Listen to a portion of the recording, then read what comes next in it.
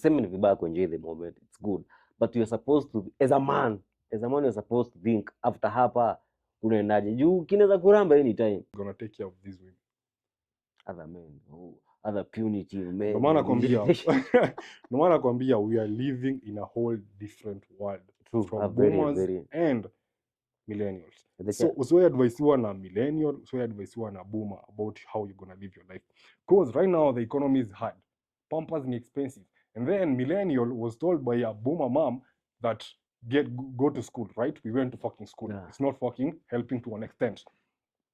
Unaambiwa get a job, jobs tulitafuta tukakosa. Unaambiwa get a wife, right? Get kids. That's our parents, and that's our people who are 30, 35, whatever. But for us, it's a whole different story. Whole different story, bro. True.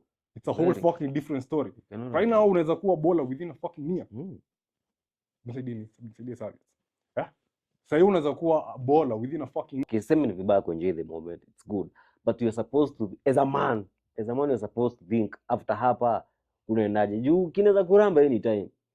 One moment uko juu, the other moment uko chini, so you're supposed to be always thinking one step ahead. Naona kuna mwalimu alikuwa atuambia aje, when you're climbing up the ladder, make sure you get people, you hold someone's hand. Yeah. When you're going up, ana hold mwingine, hivyo. So hata ile time utafika maybe pale juu uslip, utake kuanguka, hutaanguka with a third, juu kuna wase watakuwa wamekushikilia, kuna wase wamesaidia. But if uliamua tu kwenda one way, ukichomoka kugonga chini itakuwa tu ni one way.